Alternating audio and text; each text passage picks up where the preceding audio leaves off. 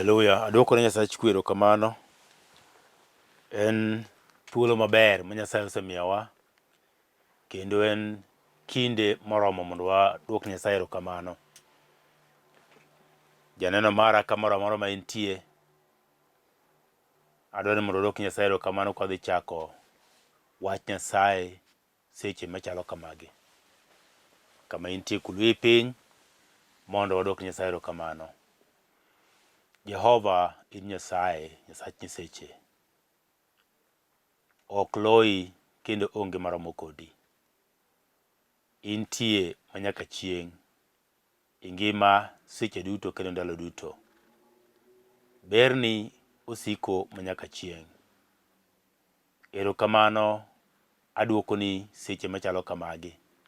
Kuom aritani maber miseritowa godo, irita kaachiel kod joneno maga mantie madonjo e wachni maber.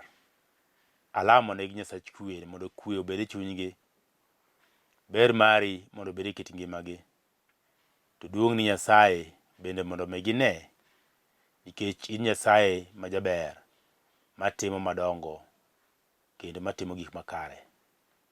Kwachako wachni, Jehova Roho Maler mondo obed kodwa kaachiel. Otiegwa, otawa kendo okonywa e nying Yesu majawar. Amen.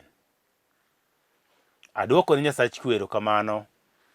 En thuolo makende, thuolo maber, kinde ma Nyasaye oseyiedho kendo oseyiero mondo wabed e nyime kwapako nyinge kendo wamiye duong'. Kuom nying iluonga ni Pastor Sam Boyi. Ajayal Nyasaye, atiyo tich Nyasaye e dala mar Nairobi, kamoro ni Kangundo Road. Kangundo Road en barabara mabor moa Nairobi nyaka Ukambani, kamiluongo ni Kangundo. To antie kamoro ni Njiru. Njiru kia town to ikalo Kayolo Junction. Kisekalo Kayolo Junction to nitie pith moro kanyo matin. Kapok ichopo Njiru Center, nitie barabara madok korka cham. Kanyo ma wantie but Ola Petrol Station. Ema Nyasaye nomiyowa kamoro kanyo mwachokre kendo warite kendo wagone erokamano. Miyo janeno mara arwaki e kanisa Jumapil ka Jumapil. Wachako chokruok marwa mar Jumapil sa 3 nyaka sa 6:30. To Nyasaye ber, ojang'wono, waseneno kotimo maber kendo timo madongo. Miyo in bende warwaki, inyalo biro mondo limwa, walem kodi, wami Nyasaye duong', kendo duong' kaachiel kod ber Nyasaye biro bedo e kit ngimawa. Adwa ni mondo adhi e wach Nyasaye. Adwa ni mondo wadhi e buk mar Jeremia 32. Matindo wadhi somo 10 kod adwa chaka 17 ka 18 nyaka alafu wachikre 27. Mwacho kama: Jehova Nyasaye, ne nichweyo polo gi piny gi tekoni maduong', kod badi morie. Onge gimoro maditami. 18 wacho kama: In mikecho ji gana gi gana, michulo rach mar wuone nyaka nyithindgi bang'gi. Nyasaye maduong' man gi teko, Jehova mar ogendini mag lweny e nyinge. 27 wacho kama: Ne, an Jehova Nyasach gik moko duto mangima. Gimoro nitie koso maditama. Adwoko ni Nyasach kwe erokamano seche machalo kama, nikech Nyasaye okudhonwa muya, omiyo nyaka teko, omiyo waneno, kendo omiyo wanyalo wuoyo, kendo oyawo nyaka itwa wanyalo winjo gik ma Nyasaye wacho. Asomo e buk mar Jeremia. Jeremia en achiel kuom jonabi mane Nyasaye tiyogo, jonabi wang'eyo mang'eny, machalo kaka Elijah, machalo kaka Elisha, machalo kaka Isaya, Ezekiel, Daniel, ging'eny, Hosea, Joel, jonabigo gin jok mane ng'eny mane Nyasaye tiyogo. To nitie achiel kuomgi miluongo ni Jeremia. Jeremia ne en jatich Nyasaye mane Nyasaye oyiero kapod kata konyuol. Nyasaye nokone ni Jeremia, kapok nachweyi ei mamau, naseng'eyi. To kapok nonyuoli to naseyieri e kind ogandani te mondo mi ibed jatichna, mondo mi iti tichna. Miyo Jeremia en ng'at ma Nyasaye nowalo kata kapok ochweye. Nyasaye nowale kata kapok onyuole. To ka nonyuole to Nyasaye omiye wach, mokawo wach mokete lewe. Kano temo wacho ni en pod otin, Nyasaye okoni an abiro keto wach, to wachna en kaka mach mabiro bedo e lewi, ma kowuok to biro weng'o ng'ato ang'ata mabiro winjo wachno. Obiro chalo kaka mach mawang'e. Miyo Nyasaye ne wuotho kod Jeremia, jatichne manoseyiero. To nochopo kama wechene bedo matek, nikech din mane Jeremia gi ne tiyo ka wuotho kod Nyasaye ne en kinde mane nyithind Israel bende ng'enygi ne jowasigu monjogi, kendo ni makogi mitergi nyaka od twech. To Jeremia ne en achiel kuom jonabi mag Nyasaye mane nyalo wuoyo gi Nyasaye, kendo nyalo koro weche mag Nyasaye, kendo nyalo golo weche mag Nyasaye, kendo nyalo wacho weche mag Nyasaye kata en e piny twech. Miyo ka Nyasaye ne wuoyo gi Jeremia ka gin e piny twech, piny Babylon, mowacho niya, Jehova Nyasaye ne ma jatich Nyasaye koro wuok kod Nyasaye sama koro weche tek e kit ngima. Wi wach mawuoye ni onge matek ma ok nyalre. Sama koro weche ne tek ne jo Israel, weche ne tek sama ne giduogo excuse me, sama ne giduogo magi umre kuom jonabi mag Nyasaye, magi ywag'negi, magi koni to koro Nyasaye wacho nang'o? To koro wuoye kod Nyasaye, pore kod Nyasaye wach, miwa gima Nyasaye wacho kuomwa, miwa wach moa kuom Nyasaye. Jogi ne ringo kuom jonabi mag Nyasaye ka gidhi manyo gima Nyasaye wacho. Nyasaye ne wuoyo kodgi.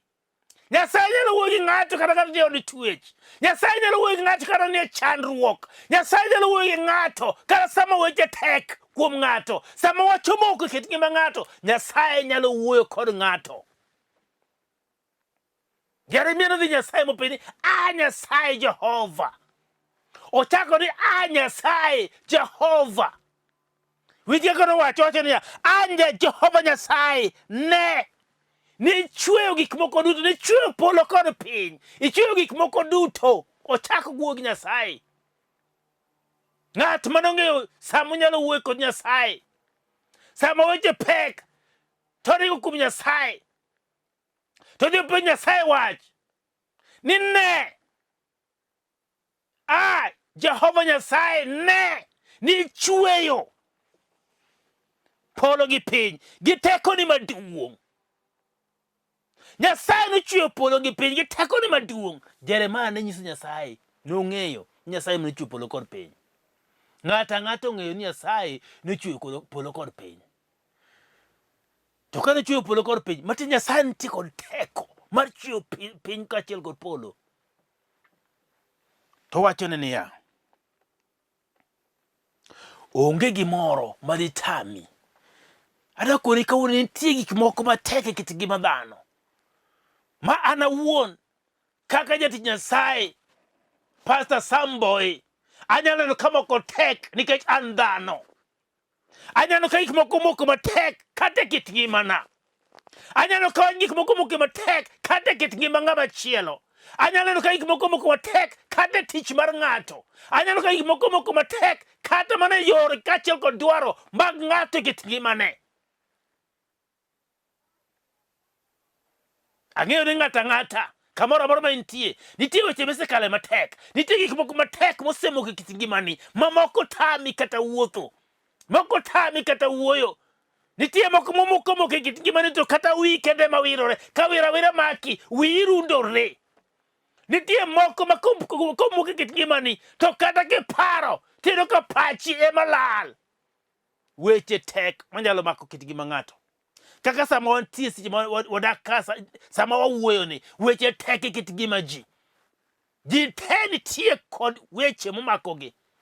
To mana ni wanyalo mana ringo kuom Nyasaye kende ema nyalo gonyo wakelo miwa thuolo. Sama weche moko. Gik moko nyalo biro ni magoyi rumbi. Gik moko nyalo biro kit ngima ng'ato. Mamak ng'ato. Kendo matwe. Ma ng'ato ok nyalo kata thuolo monyalo pusorego. Gik moko mayande ni maber yudo koduogo komo te. Gik moko mayande ineno kendo igeno kendo pachi kuom gino ka koro gionge gilal te. Gin gik ma koro ok nyal konyi kata dichiel. Nyaka nyithindo ma ng'ato nogeno ni nyithinda biro timo gima kama, ageno kuomgi. Koro yudo ka gik moko ruchore. Weche orochore kit ngimani. Momoche Nyasaye. Jeremia nopenjo Nyasaye ni to onge gimoro maditami. To dhi mbele kowacho niya 18 wacho kama. In mikecho ji gana gi gana, michulo rach mar wuone nyaka nyithindgi bang'gi. Nyasaye maduong' man gi teko, Jehova mar ogendini mag lweny en nyinge. Matiende en Jehova mar ogendini mag lweny, mane nyinge. Matiende nitiere lwenje mantie magoyore. To sama lweny kedo, sama ji kedo gi jowasikgi, jowasigu nitie kod jolweny, to un bende nitie kod jolweny magu. Koro ji dhi e lweny, paw lweny, ji dhi kedo. Lweny moko, koro ji kedo. Nitie jok miluongo ni jotelo mag lweny, jodongo mag lweny. Momo wacho niya, ni to nyinge, Nyasaye nogono, nyinge iluongo ni ng'a? Ni to nyinge iluongo ni Jehova mar ogendini mag lweny. Matiende sama koro wadhi e lweny modhi kedo gi jowasikwa, to nego wabed gi paro mar achiel. Wang'iyo ng'ato achiel kende ma en jatelo mar lweny mar ogandawa, ma en Nyasaye mane polo malo. Matiende sama wadhi e kedo, midhi kedo kod jasigi, ok onego idhi kendi kionge kod Nyasaye bathi. Kech lweny no biro loyi. Lwenje tek. To lweny ma sani nitie ma dhano gorego ok en lweny minyalo loyo kendi wuon. Mak mana kiketo Nyasaye e kit ngimani. Nikech lwenje to ng'eny ma ji gorego.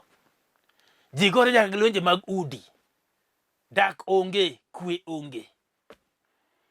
Ji gore nyaka gi lwenje mag mer, mag kong'o, mag anjao. E mier onge kwe, koko mantie. Mago gin lwenje magoyo dhano e kit ngimane. Ji gore nyaka gi lwenje mag koso gik moko e kit ngimani. Kamoro amora midhiye, yani ok ifaulu e gimoro amora mitimo. Irem seche te. Mago gin lwenje ma ji gore e kit ngimagi. Dendi en del ma ka onge yien to ok inyal dak. Matiende dendi en del mokongi. Okongi akonga gi yien. Isiko mana ka daktari. Yien mikongo go del. To kata ni ng'ama oti, pod ni ng'ama tin. To dendi okongore akonga. Mano en lweny miyi godo. Ma kipeti keto wa yien piny kata ni chieng' achiel. Tiyudo ka kendo koro muchi lal idwa tho. Mano lweny ma ng'ato gore godo. Nitie gik mathoth ma ji gore e kit ngimagi. Nitie gik mathoth ma ji gore e kit miechegi. Nitie gik mathoth ma ji gore godo korka tich. Nitie nyaka gik ma ji gore godo e paro margi mapile e kit ngimagi. Nyaka chunygi ma iye nitie lweny magore kendo makedo kodgi. To makoni nitie ng'at achiel kendo en jatelo mar jolweny. En kende ma kochung' kode to dhi kedonwa kendo dhi gorenwa ma onge gima nyalo timo ka onge kode. Kawuono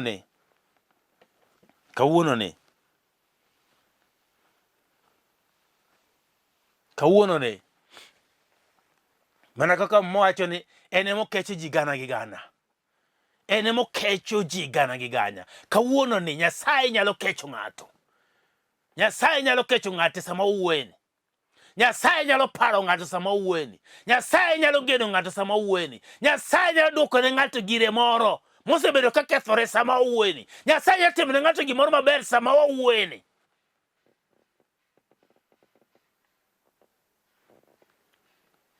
Nikech nitie gik mang'eny mosebedo ka timore. To wan kaka dhano, moko waneno mana ka gima gin tim mag juogi. Ng'ato lawa dwa nega. Ng'ato manyo kit ngimana. Ng'ato dhi kwanyo lop tienda. Ng'ato nokawo tipona. Magi gik ma waneno kaka dhano. Ni to ng'ane cheka wuok koda maracha. Ang'ene ne momiyo gik matimre kuom ngimana. To ng'ane kaka nyomosa chaka nyomosa cha. Ok ujamosa kamano. Kare nitie wachne moro manoseloso kuoma. Momiyo gik motimre kuoma kama. Koro mre ring kuma juoga. Adwa kore ni onge duoko moro minyalo yudo kuom kata dhano mangima ma Nyasaye monichueyo. Duoko te mana kuom Nyasaye. Sami sadi mi make mi fwenye adier ni kar Nyasaye ni. En Nyasaye manyalo gik moko duto. En Nyasaye maonge gima ditame. To kisefwenye kamano, to weche te gi loch te udhi kete lweti. Owacho niya, Matindo 27 owacho kama. Nyasaye wacho kama. Ng'uma Nyasaye wacho kama. Ne an Jehova Nyasach gik moko mangima. Gimoro nitie koso maditama. Winji. Jeremia ochako maber malich. Konyisi Nyasaye niya. Ni in Jehova Nyasaye. Jachwech polo gi piny. Gi gik moko duto. To be nitie. Ni okone niya. Ni to gik moko duto. To wacho niya. Onge gimoro maditami. Jeremia nokupenjo Nyasaye wach. Nokupenjo Nyasaye gimoro. Onge gima nopenjo Nyasaye kanyo. Nokone mana Nyasaye. Konyiso go Nyasaye duong' mare. Gi kaka Nyasaye en. Gi gima Nyasaye osetimo. Gi gima onyalo timo. Gi gima ok nyal tamo Nyasaye. Nokone mana to gik moko duto te. Onge manyalo tamo Nyasaye. Nonyiso ma Nyasaye ni onge gima pek. Onge gima tek. E piny kama nyalo tamo Nyasaye. Nokwer. Onge. Onge gimoro maditami. Mano gima nowacho. To Nyasaye duoko Jeremia. Matindo 27. Okone niya. Ni an Nyasaye.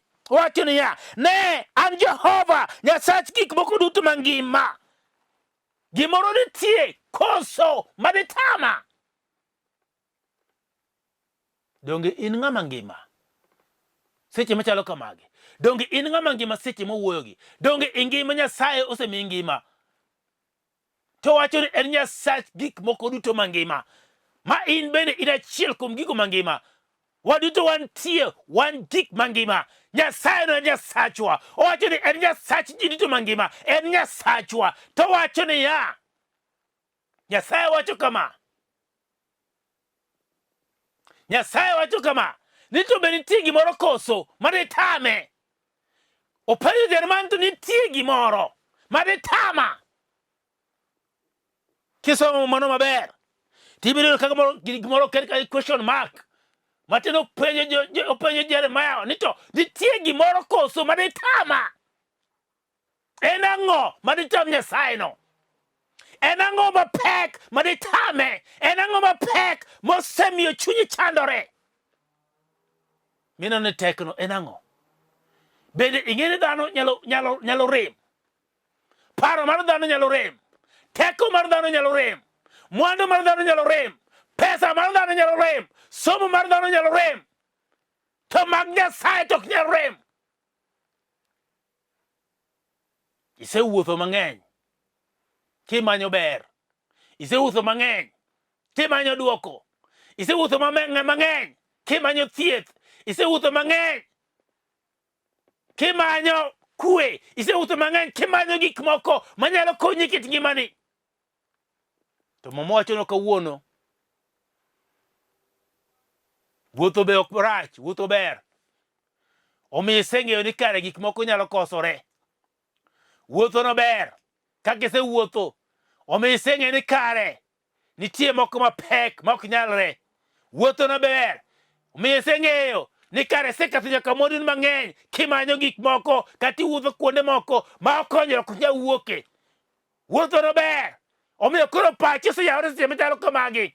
Wuotho no ber. Omiyo geno mari osebedo koro machiegni gi Nyasaye. Wuotho no ber. Omiyo inyalo manyo go Nyasaye seche ma weche osebedo matek. Misetemo gi yore ni tek kaka dhano to tamore. Tichako iduogo ir Nyasaye.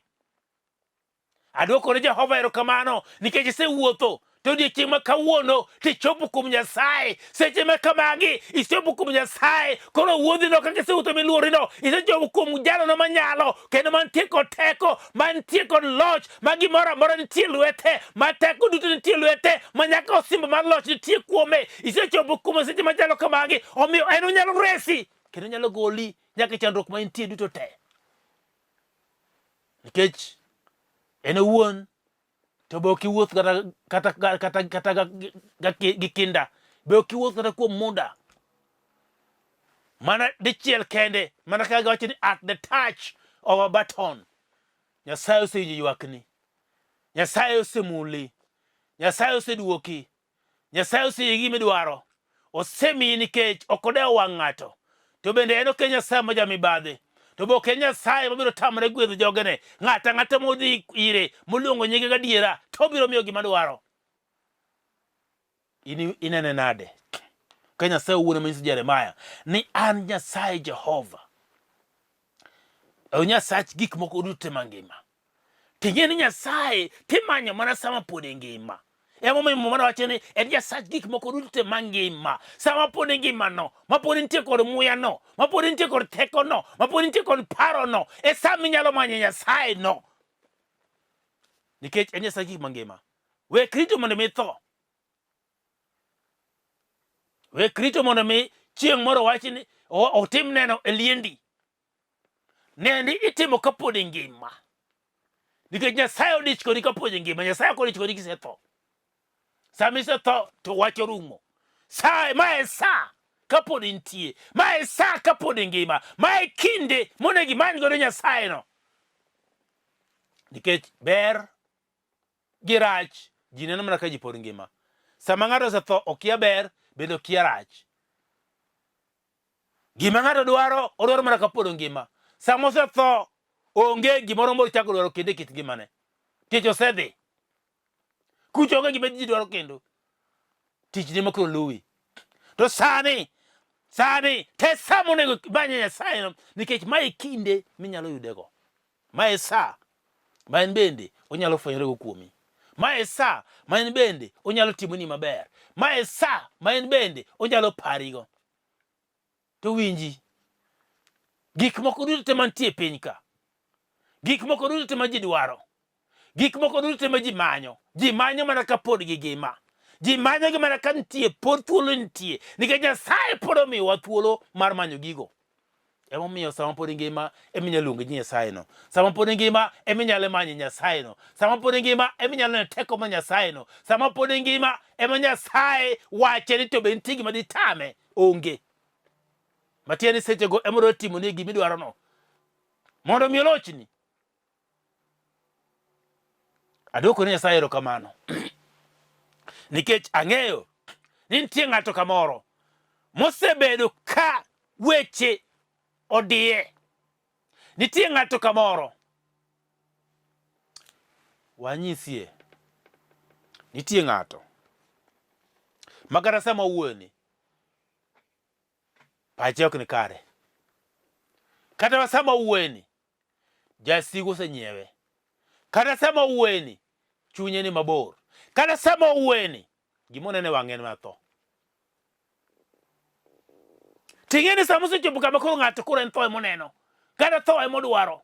Kata tho emoleko sa monindo. oleko mana joma otho, oleko mana sanduge, oleko mana en owuon buche modhiye. Ng'eni mano ng'ama jachien oseng'iyo ngimane moseloko kit ngimane. To Nyasaye wacho ni onge gima tek manyalo tame. Kelne gino miparo ni tekno. Kelne gino momoko kuomi matek ma ok nyal nyalore. Kelne gino mondo mi kawuono onene ni tadieri gini do tama koso ok onyal tama. To en owuon osewacho kendo osesingo, en owuon Nyasaye owuon ni to nitie be nitie gimoro koso manyalo tame. Madi tame. Miyo ong'eyo ni dhano to nyalo tamore. Ong'eyo ni dhano nyalo gombo gimoro to ok onyal yudo. Nyasaye ong'eyo mano. Emo mi penjo nitie gima ditame to kiterne wa mondo ine ka nyalo tame. Seche mon kane kele gino nogono mineno ka tekno ka dang' otame Nyasaye Jehova. Ok nyal tamore. Nikech en Nyasaye mowacho ni en ochueyo gik moko duto te. An kaka dhano Nyasaye mane chweya. To an e kit ngimana pok achweyo gimoro kata achiel. Man kata ka Nyasaye nochweya akang'e ni nochweya nade. Pok atimo gimoro manyalo wacho ni an bende asetimo achwe gimoro. To mato ng'at mantie kod teko ma gimoro amora minene kit piny ka en mane chweyo. Nyaka skrin makoro inenani. Skrin ni ok wacho ni dhano moloso. To gik molos go skrin gi ok gin gik mokunyo lowo. Motin Nyasaye nosechweyo skrin no kata ka dhano pok ochweye. Nyasaye noseng'eyo ni gima kama kama koru kendo motim kama kama to biro tiyo makare madwarore. Noseng'eyo. Miyo onge gima dhano timo manyien ma Nyasaye ne pok otimo. Gigo te nitie chenro ma Nyasaye kendo gintie gidhi mbele kata sani. Aduoko ni Nyasaye chwero kamano. Nitie ng'ato moro madwani mondo olamgo.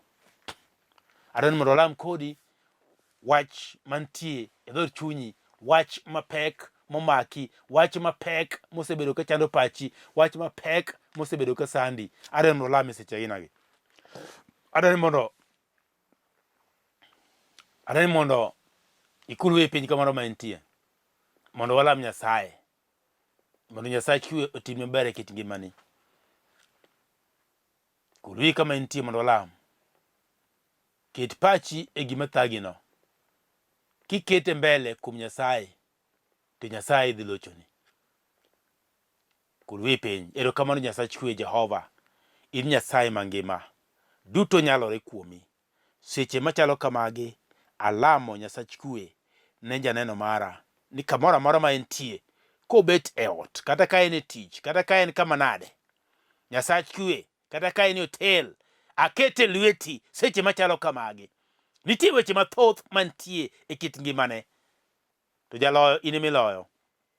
In minyalo timo madongo. Onge matek manyalo tami. Lochni Nyasaye. Obed ni en tuo lochni Nyasaye. Obed ni en ohala lochne. Obed ni en kar dak Nyasaye lochne. Obed ni en tie kuom nyithindo lochne. Obed ni en tie kuom jonyuolne lochne. Obed ni en tie kama nade Nyasaye chwe. Obed kata wach mar kes mantie court lochne. Obed ni en wach mar lo lochne. Nyasaye aduoko ni erokamano.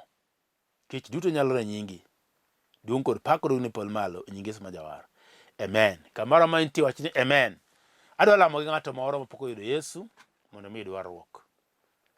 To kiseyudo warruok to kendo ibiro neno ka ngimani biro lokre maber kendo mabor kabisa moloyo kaka en sani.